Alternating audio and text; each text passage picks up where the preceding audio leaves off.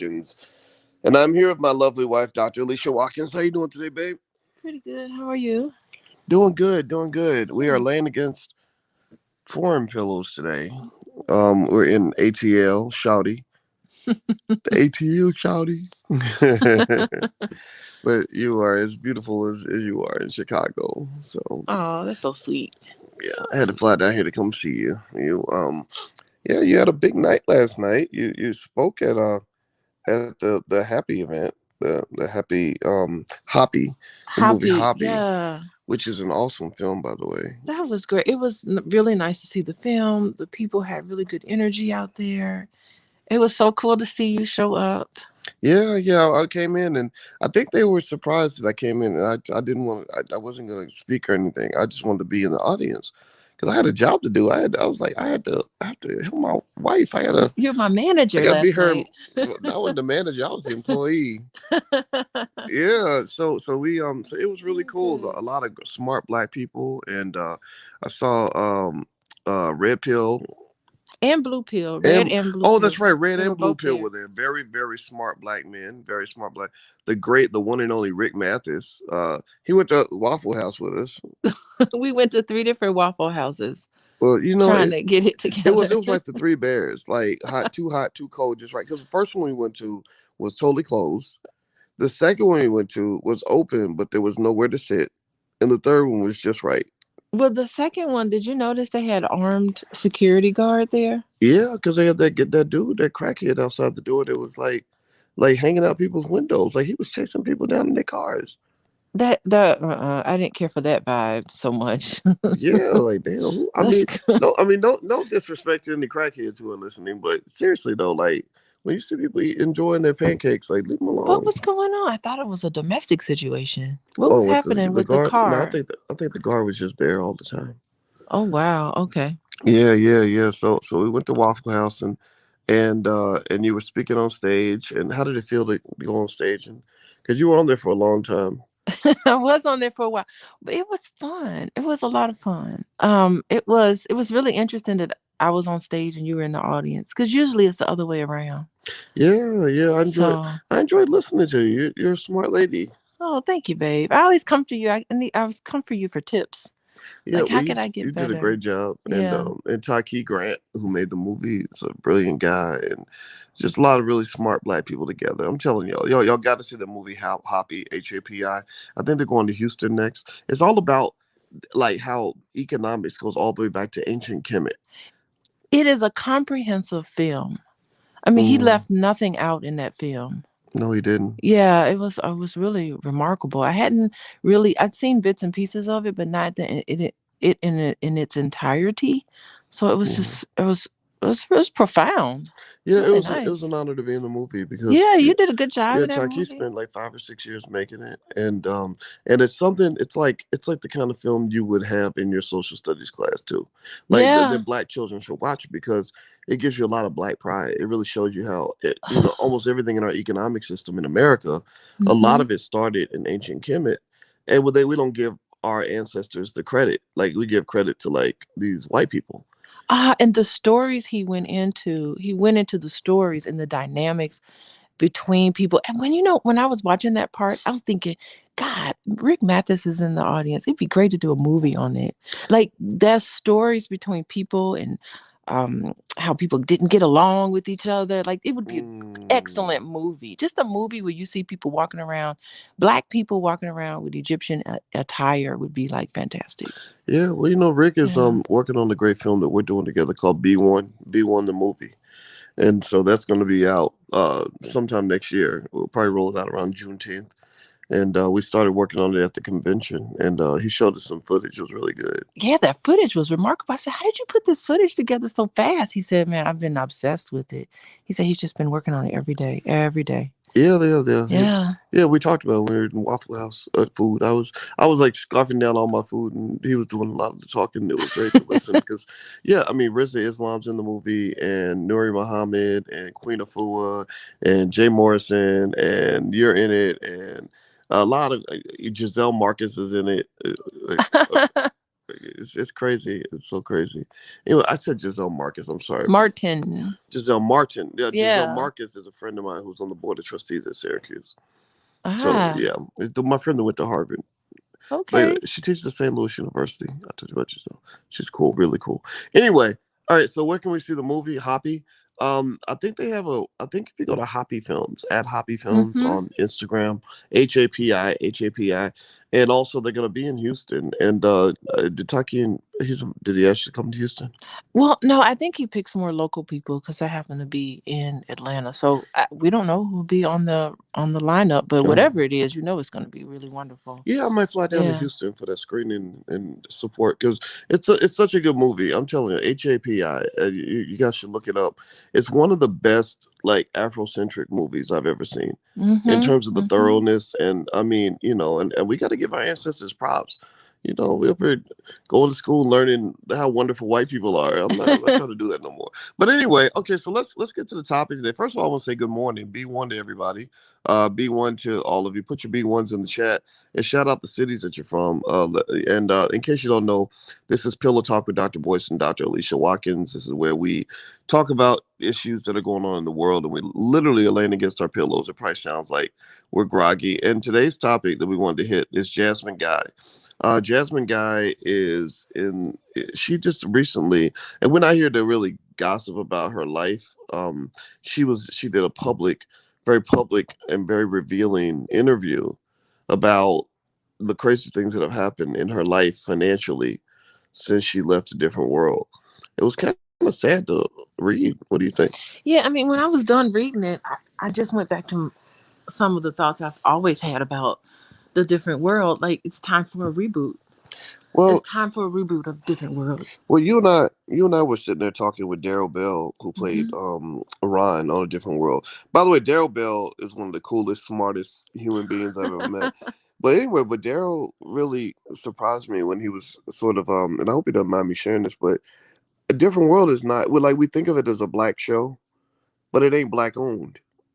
It's not black owned. So a lot of the characters would love to do a reboot, Hmm. but they can't because Warner Brothers shelved the whole damn show. They're just like, no, we don't want to do nothing with it. And they're like, okay, well, let us do something with it. No, we're not gonna let you do anything with it. What's a number? It's got to be a number. It's got to be a number we can get to get that show back. It might be, but I'm tell you what, I'm trying to white people owning them, things that we think are ours. It's like when you go and if you a Crip or Blood or something, you gonna get killed over a block. At least make sure you own that block. You know what I mean? Like if you banging over a block, make sure it's your block. Don't be banging over the Yeah, white man's block. the disappointing part is the fact that Jasmine Guy doesn't even own the Whitley voice. She Mm, doesn't own her Whitley voice. She created that voice. That nasally, funny Southern Belle voice that is what she's Dwayne, about. It's what she's about because Dwayne. she's from Atlanta, right? She's from Um, that area, is I she? believe. Yeah, she does a good job with the Southern Belle thing. Do you know that Warner Brothers is so gangster with it? They did a trademark on that voice. She cannot She can't use use that. the She voice. cannot imitate Whitley Gilbert in public without getting sued by Warner Brothers. Now, one thing I will say that I was really happy to see her on that Disney show with Zendaya, Yeah, that was good. where something undercover. I can't remember what name of it. I'm sure someone will put it in the chat. But it's Casey Undercover. Maybe that's the name of it. And Hmm. Dwayne Wade plays her father on the show. And so they brought her back to do a couple of episodes, and she did a wonderful job there. It's like you just missed her. Yeah. I remember just because I looked up to her. I remember I was in college. I was actually in college maybe the last season of A Different World, and I just, it probably contributed to a lot of people going to college and wanting to be better just because of that Yeah. show. She was very, very pretty. A very pretty Beautiful. I lady. looked up to her. I wanted to Yeah. be her, but I Yeah. couldn't be her. It was so nice. Nobody could be her, but yeah, and, no, and a lot of guys wanted to be with her. Yeah. But it was just, I think it was wonderful to see Black love on screen like that. Like, Dwayne loved her and she loved him, and all the Yes. drama they went through to get together, and finally they got married. Like, I was there at that wedding when it Oh, was that went. aired. Oh, I We mean, were there. the wedding was epic. Like everybody. How many of y'all give me a yes or no if you're old enough to remember, like in real time when Whitley and Dwayne got married? How many of y'all remember in real time, Yeah. like watching that episode like Yeah, that? and she married another guy and he busted in and said no. He Oh, stopped Whitley, her no, at the Whitley, no, altar. I love you, Byron. I'm sorry, man. Oh, it's so great. Yeah. That is a wonderful love story. Just to watch that did a lot for me. Yeah, well, it Yeah. defined a generation, and it convinced a lot of people to want to go to HBCUs.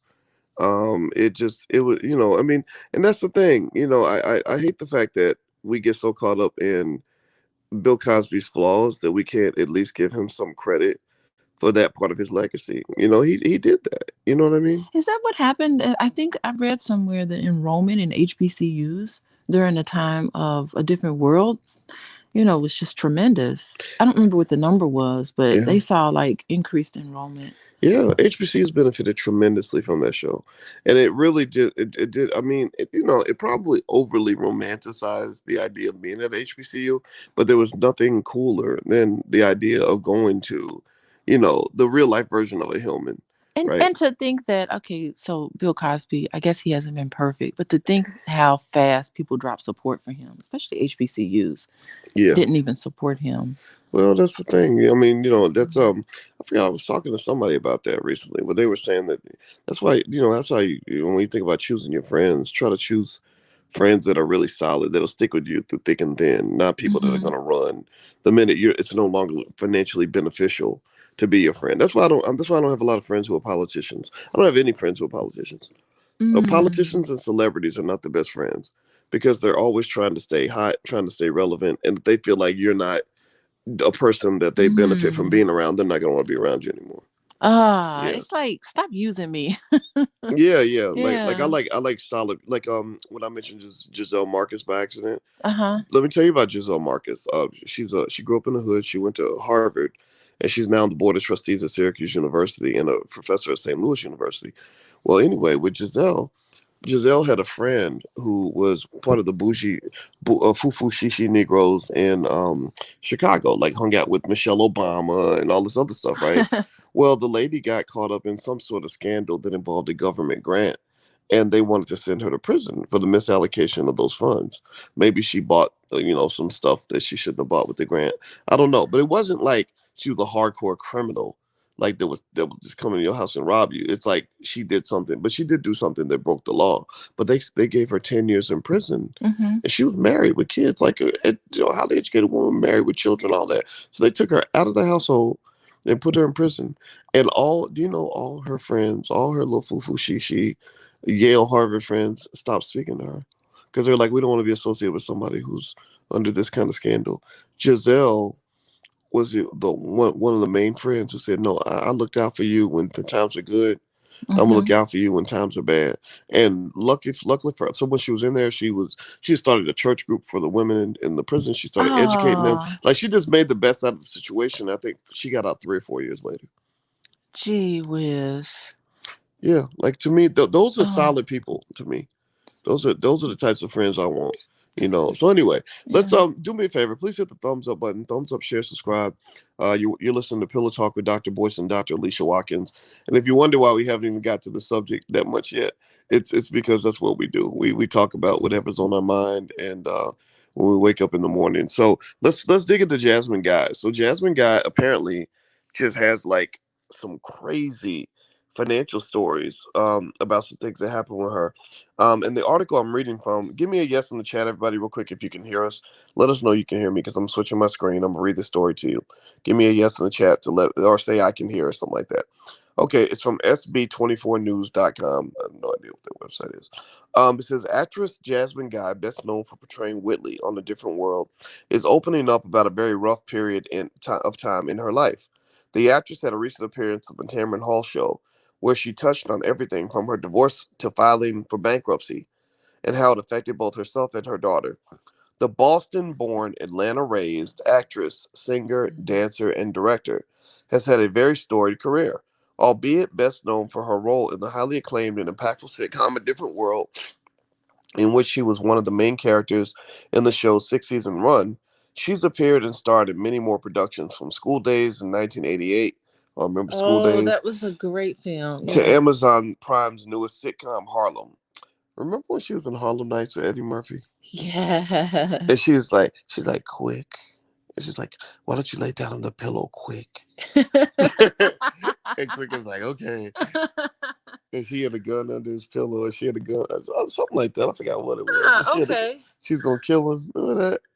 I do remember that. That was Yeah. so epic. Yeah. Anyway, but along the way, the actress was thrust into some hard times. In August of '98, Jasmine Guy married a man named Terrence Duckett. Their marriage brought forth one daughter, Imani, but after 10 years of marriage, Guy filed for divorce in Los Angeles courts, citing irreconcilable differences. According to a 2008 article from People, this would only be the beginning of her issues. In 2009, the Dead Like Me star fell on hard times due to extreme financial issues and had to file for Chapter 13 bankruptcy, according to a TMZ report. The outlet reported a whopping total of $123,503.64 in back taxes for Jasmine Guy, while her ex-husband owed $94,354.71. So it's a little over about $210,000 in taxes. These debts were accrued during their marriage. Then in 2012, Jasmine Guy reportedly went back to the courts due to Duckett's non-payment of child support. TMZ ran a report about after obtaining court documents that Duckett had been delinquent in his monthly court-mandated payment of $1,469. The resulting amount left him almost $40,000 in arrears. The problems kept arising when in 2014, the Jasmine brand reported that a tax lien was placed on Guy in the state of Georgia due to non-payment, adding $27,523.86 more to her debt. While the multifaceted talent has kept herself busy over the years in Hollywood, it is evident that she's experienced her share of public humiliation and struggles. But the usually private Jasmine Guy is now opening up to all she had to face. She said that she felt when it was revealed, she felt forced to share her hardships. Due to the feeling of being outed, Guy stated that she, quote, felt the need to address some of the issues that were going on, from the divorce to its after effects on her finances. Money provides security, said Jasmine Guy in response to the show's host, clarifying her relationship with money and its meaning in life as it pertains to our dependency. I didn't want money to go shopping. I wanted me and my kid to be okay. So that was a lot I just read to you, Dr. Alicia, Gee. the relationship expert who speaks on your relationship with money. Yeah, What that's what were you hearing when you heard her talk about how money provides security and what her relationship with money is like? it just makes me wonder during that marriage, what types of conversations, I mean, they what type of conversations they did not have in that marriage. Like they had to run that household and run it financially. For some reason, it's like we know when tax day is. Tax day is usually April 15th.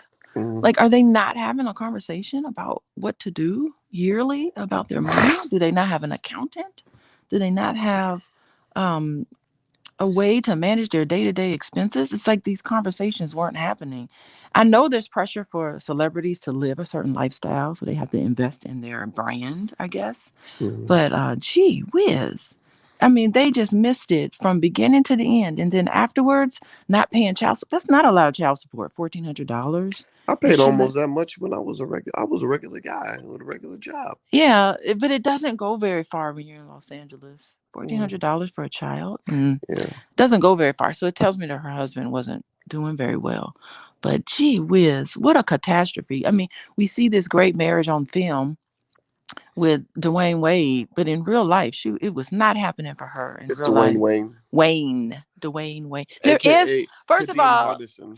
there is an artist called Dwayne Wade. Are you Wayne. serious? An Wait, artist? A basketball player? no, a basketball player, Dwayne You know, Wade. said not an But artist. there is a reggae artist called Wayne Wonder, I think. Anyway, so I'm getting it all mixed up. Anyway, the Wayne and Dwayne's. But the thing is that what a tragic story. And she's telling her story. Why is she telling her story now?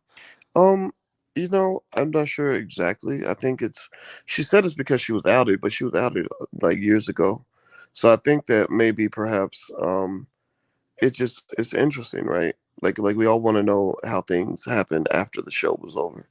And and you see some stuff like actually, I'm Instagram friends with Malcolm Jamal Warner. Yes, And we talk yeah. sometimes. And he's a smart guy. Like he's really intelligent and really thoughtful.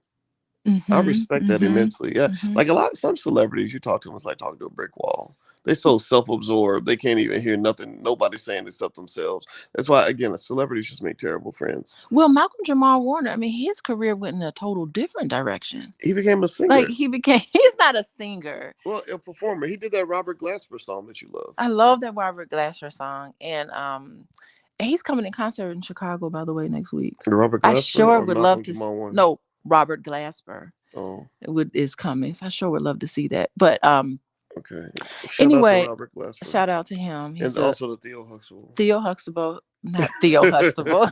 Well, you gotta. I mean, I you know what I like? I like the fact that like when I made a joke with him one time because you asked me about the Robert Glasper song, and Yeah. I told her, I said, man, I said, do you have a crush on Theo Huxtable? You looking at that dude? And he laughed. He just laughed, right? And I think it's good to like take it in stride. Like you can't walk around like if your career is defined by something, you can't walk around and act like you didn't do it. Like I think who was it? I don't know if it was Emmanuel Lewis that hated like when people called him Webster.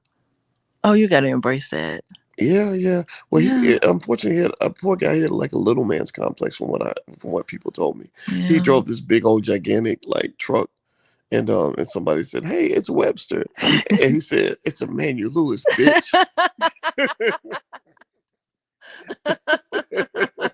Which is so different from his character. He was a squeaky clean little Right. Well, that was the story. That Webster. was the story I was told. I But believe it. I believe well, it. you know what it is like if you define your career like those like that one guy that was on the if you define your career with squeaky clean stuff, it's hard for you then to step out of that and become a human being. Like that one Hmm. guy who was on the Disney show who became like a gangster rapper. And everybody was laughing. It's like watching you try to gangster rap. It's like watching Mickey Mouse like Dude, this is weird. become a thug. Like Mickey This ain't Mouse, right. we're not gonna take that seriously, you know? Yeah. Or who was it? Hannah Montana went through that. Miley Cyrus. Oh God, I got a lot of thoughts about Miley Cyrus, Oh but Lord, that's a yeah. crazy, crazy white woman. Anyway, back to Jasmine Guy. What a sad situation to see her um try to put herself back together after this horrible situation. And I'm glad that she's talking publicly about it. It takes a lot of bravery to do that, to share your business like that. Like we didn't know any of that stuff was going on. And I would love to see her back on screen. I would love to see her pulling herself back together again. And She's super talented. the daughter is beautiful. We don't know what the daughter is going on. She's Yes. got a network of people. She's got cast members from a different world. She's even got Malcolm Jamal Warner, who probably supports her too. There's been no drama about her interpersonally, so it seems like it would be really nice to see her and Ron and all of them to just be out there successful. We as the audience members, we as Black people, we want to see them because we identify so many positive characters. I mean, that defined my childhood. Mm-hmm.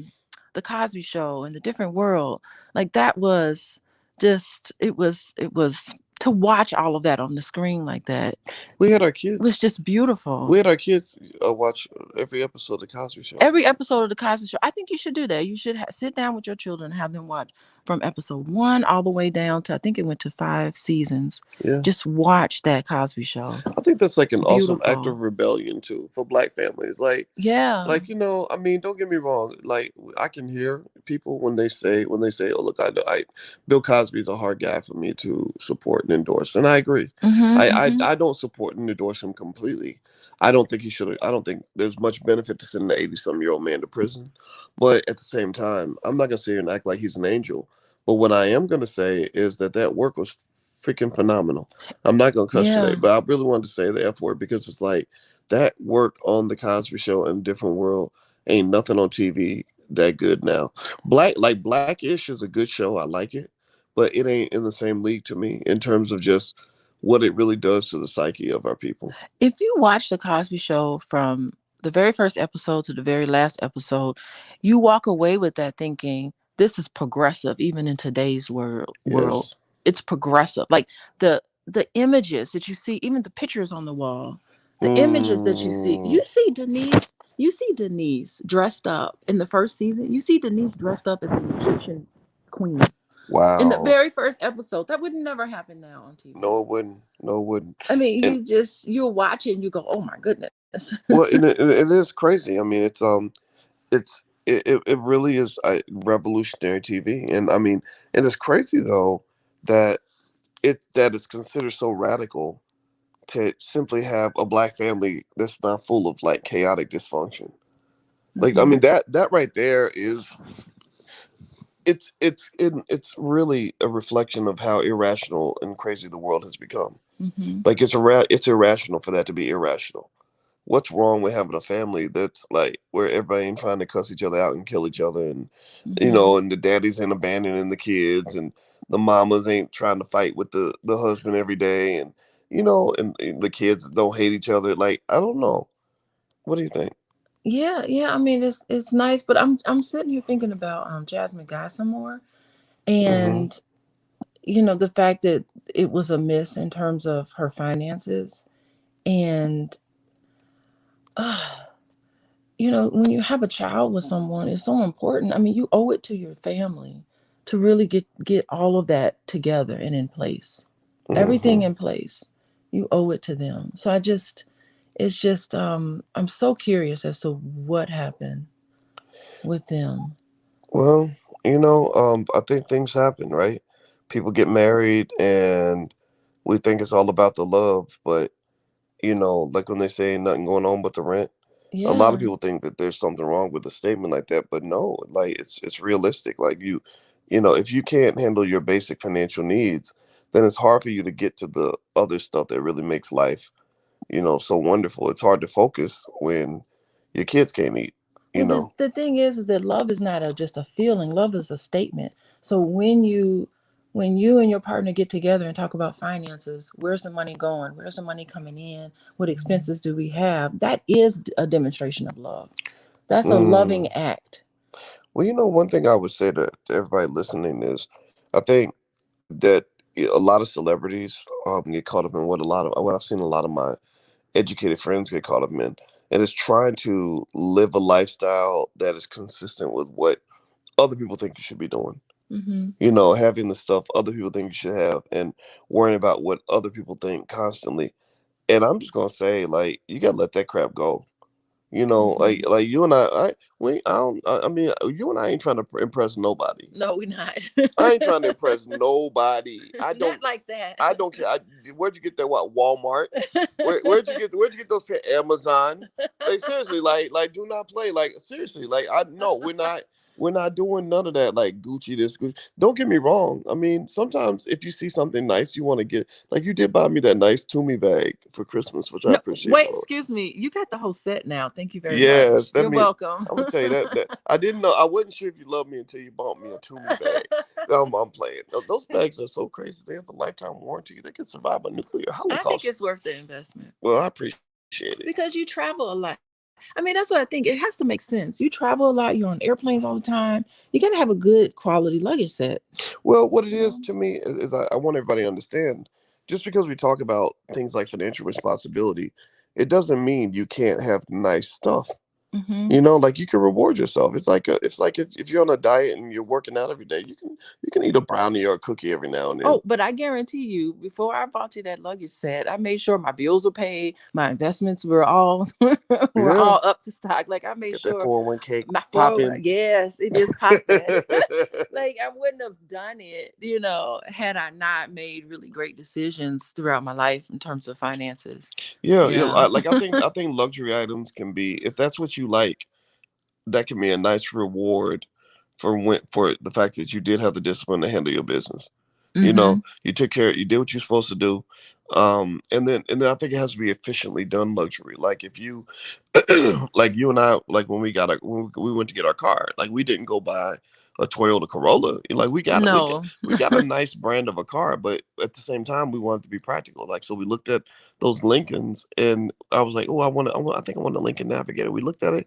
Too expensive, way over the top. A brand new Lincoln was way too much money. Not for what you were getting. I didn't think it was worth it. Yeah, it wasn't an efficient purchase, right? Yeah. And then we looked at the Cadillac. I was like, nah, this is you and I were in it. We just felt like, no, this isn't doing it. Then we liked the Infinity, but then it was like, why get a new one? Why not get a one that's 3 years old and save tens of Yeah. thousands of dollars? And that's what we did. Yeah. So it's like a balance, right? It's like, okay, get yourself something nice. You ain't But the gotta. car was expensive, not to. What, the car we bought? Yeah.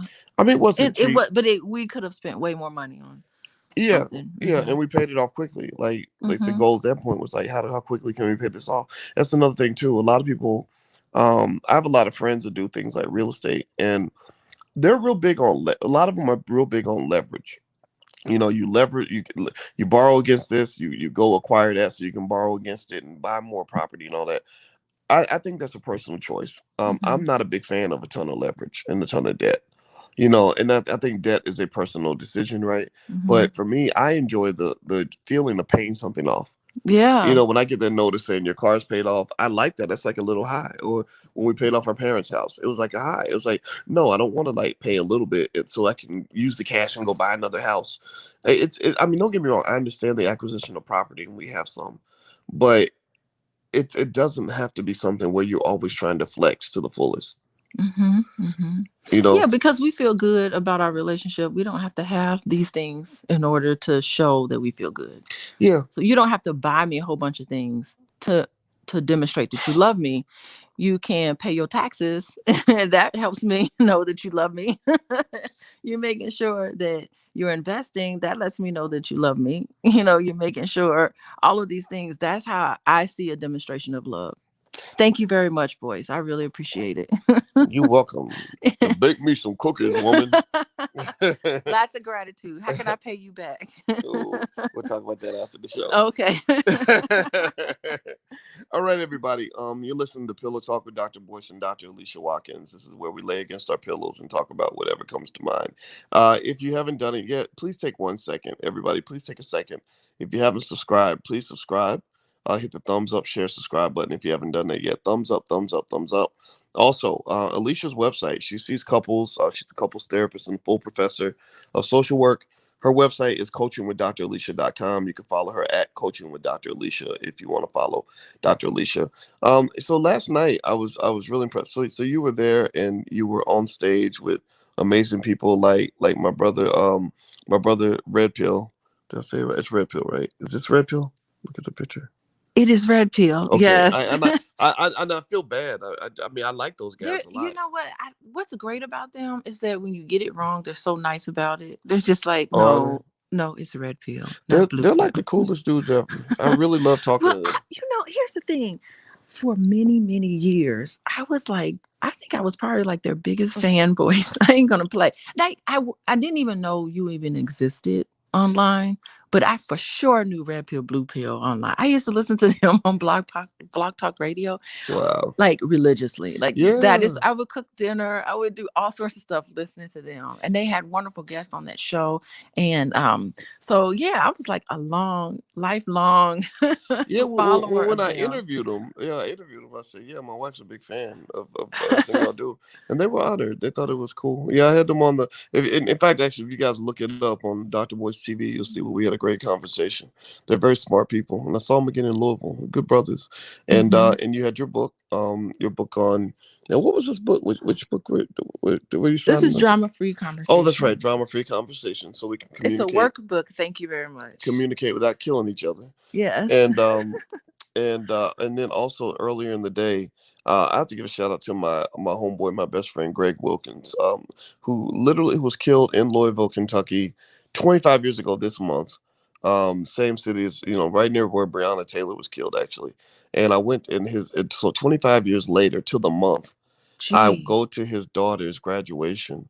His daughter Jasmine graduated from Spalding University in the Oh, is nursing that program. her? Yes, and Awesome.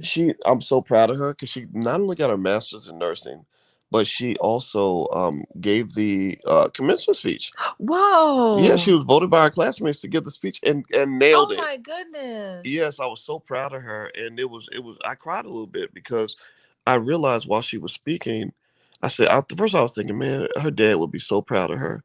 That was my buddy, and I remember that that moment like very clearly when he got killed. This is why I hate drugs and why I hate all the violence in the hood that they Mm-hmm. don't talk about because it destroys families, you know.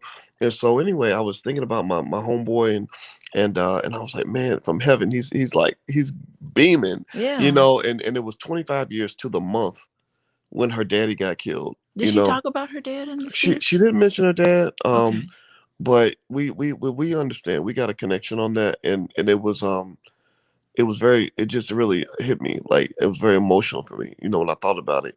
So yeah, so shout out to, you know, Smart Black. There she is on the stage. Okay. She was up there giving the Wow. speech, and she said me asked me like about the speech, like what she should say, how she should do it, and I gave her some tips, and it was Oh. cool. And she nailed it. A great student, very smart young lady. I was so proud of her. But anyway, so I guess so really digging back into this Jasmine Guy thing. Well, so okay, so she after Different World, she goes and gets married to Terrence Duckett. They have all these financial problems and tax problems. 10 years later, she files for divorce. A year later, she files for bankruptcy. Yeah. Now, do you think that she would have filed for bankruptcy if she had not gotten the divorce? Oh, I definitely. Well, it seems like they were struggling financially, which we don't even know if that could have been one of the reasons why. Some financial infidelity or some information. Like, I didn't know you were doing that. I trusted you to do this with the money and you didn't. What happened? I'm certain that hurts. And that probably can kill a marriage really easily. And Mm, then just the drama around trying to get your money together. So the very first thing they do when you get divorced is that they try to come up with a parenting plan. But the second thing is they go over finances. And so it's all laid out. And sometimes when you get that reality check and you start seeing you owe this, and you see what your income is and you know that you can't pay it off, I think sometimes it is best to just say, let's just get divorced and then just file for bankruptcy. Sometimes you're just in over your head and there's no way out. And that is very scarring. okay, Yeah. okay, Yeah. I'm certain there's a lot of deep seated hurt that came out through that interesting. Wow, experience. wow. Well, you know, I'll tell you what. It was the nail in the coffin for her financially. And then, so interesting. I wonder, was she doing, was she on TV? Was she doing any shows? Do we know? What years? What year did she get I did not divorced? Did see they her. tell us the year? I think the divorce. I want to say it was like 2008 ish, if I'm not mistaken. Yeah, Oh, 2008. about Okay. 10 years after they got married in '98, and she admitted to being really happy prior to currently speaking on the rough times. She then went on to share that she's not comfortable speaking on it. I Yeah. know how many people suffer after a marriage or the family breaks up, and I don't mind sharing this, said the actress.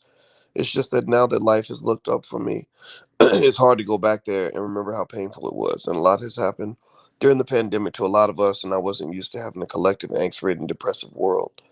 Usually, Jesus. having to go through those types of feelings on her own. God speaks of, on the whole, of the whole world now has had they had to share worries due to the pandemic. Okay, so yeah, I think you see what I'm really hearing there is here as well, and I understand why people get divorces and all that, but I think what you really got to think about in general is how your family's structure, survival plays a part in where you're going to be economically. Like you Mm-hmm. don't like so, like I know that sometimes your family may not be the most comfortable scenario for you to be in, and it's up to every individual to decide what they want to do. But Mm-hmm. your family is designed to give you security, you know. And so if I'm going through a tough time, I have to decide: is it better for me to go through that tough financial time on my own, or go through it with other people around me that can help me out? But then again, maybe she felt like it was better to go through it on her own. But I think that there's a lot of conversation about, you know, about how great it is to be independent. Like you have to hear independent women, all my independent, was it, all my women independent, throw your hands up at me. While That's Jay, a that's a ge- that's a that song is it's a what is that independent woman? It's called what is that document the where they talk Declaration of about Independence. no the document where they talk about I talk about it all the time while I'm running a blank, but it is about Willie Lynch. That's a Willie Lynch song. That's Yeah. what that is, Mm, because the Willie Lynch letter talks about how you have to prop up the woman the black woman as being independent where she doesn't need a man. It's all in the Willie Lynch. You should read that Mm, on there. So yeah, so that's a Willie Lynch song. That's what that mm, is. Independent woman. Because you yeah. can't be independent. You can't, I mean, be honest, you can't do it on your own Yeah, well, at all. the thing is, I believe men and women, we do need each other. And I think that the independent woman might want to consider what a good man can do for her in terms of security. Because you see a lot of independent women who are independently broke, right? The lowest net worth in America is that of a single black mother, actually, with kids. Mm-hmm. Now, the fathers, though, have to consider how, having a family helps you. Like, first thing with family is women tend to keep you healthier, that they keep you from doing the shit that's going to get you killed, like running the streets, laying down with every hole you see within a 2 mile radius, getting into liquor and drugs, smoking weed all day. Like a good wife is going to kind of challenge you on some of that, right? Which you might be mad about it, but you'll find I think that's linked to why husbands tend to live longer Mm-hmm. and all these other things, and they tend to do better because you need somebody that's going to discipline you, a little bit. Now, I necessarily agree with the idea of being overbearing about it, but there is something Mm-hmm. to that, right? The same way we were when we were kids and we were frustrated when our mother would tell us to clean up our room or take a bath. Well, your stinky ass need to take a bath eventually. And You you feel can't, better with a bath. right? You can't sit there and eat Cheetos and play video games for 3 days straight. But guys will do that. Like if you leave us to our own devices, a lot of us, not all men, but seriously, like when me and my brother lived together in Syracuse and we had no women there to tell us what to do, there would be a pizza box on the living room couch and it would just stay there with that pizza is in it. that is gross. I don't even want to It get would into stay that. there for like a week. Ain't no woman gonna let. Oh, we had a scar. I put a Scarface poster in my living room. Oh who, no. who does that? Who does that? Right? And it's fun, right? It's fun at the time because you're like, man, ain't nobody gonna tell me I You can't mean put. Scarface the movie? I put a Scarface poster in my damn living room because wasn't nobody gonna tell You me are I couldn't do such it. a black man. What would happen? What would happen if I tried to put a Scarface poster in our living room? What would you say? You would never even do that. It would come down for Exactly, sure. There's no way you exactly, would put that in there. exactly, exactly. And that's the thing. And Hmm. it's like, even though I enjoyed that Scarface poster being in my living room, I know I need somebody to tell me that that's not appropriate. You know what I mean? Like I like that. Like so the point is like men, I think if you find the right woman, I mean all this is qualified information, right? But you find the right kind of woman, like sometimes you got to let yourself be influenced so that Hmm. you don't kill yourself. Because Hmm. that's kind of what we men do. We just sort of, you know. So I personally think that, and then also on top of that, if you get really lucky and you get a woman that knows how to make money and stuff like that, shoot, your income goes up, and and you have somebody that has your back. So there we go. Black men and women, we need each other. So Yes, we do. y'all can't be independent either without us. Nah, we can't. Well, you know what? It's oh, by the way, Lynn, to get the workbook and all that, you can go to coachingwithdralicia.com. That's coachingwithdralicia.com. So but yeah, I think that's what we should probably agree on, like in this chat. I hope we can agree. Like, can we at least agree that black women and black men need each other? Can we give me a yes if we can at least agree on We that? better together. Yeah, we are better together. Yeah, I really feel like we have to at least acknowledge that. Like if we can't even agree that black Mhm. men and black women need each other, then we can't. It's hard to have a conversation. Okay, and then we can just say any individual who tries to promote the fact that black men are flawed, black women are flawed, it ain't never gonna work. All that kind of language, that's Willie Lynch language. Mm, Let's abolish the Willie Lynch language all right, and that's what we right. say. There we go. So since my We wife need has each has to other. see a client in 25 minutes, and Oh, I'm I do. I'm gonna be Mhm. time conscious here. I would like to propose a resolution that give me a yes in the chat if you agree. We agree that black men and black women will do our best to love each other. You ain't gotta love everybody, right? But we will do our best to love each other and value each other and respect each other. If you agree with this resolution for intelligent black people, say yes in the chat, or say I, or yes, or agreed, or something. Let me know. Let's walk away. Let's let that be our conclusion for today. So everybody say yes. All right. So I see Lisa says yes. My name is Corey says agreed. Davina says yes. Tina Miller says yes, yes.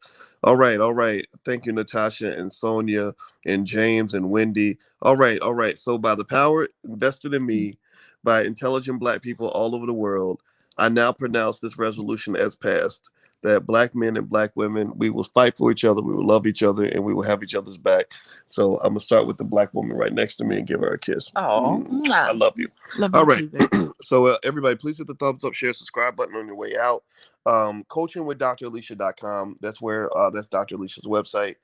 She sees clients, she has classes and groups and things like that. So feel free to go take a look at the class or at the website if you are a person that is interested in some sort of therapy that might help you live your best life.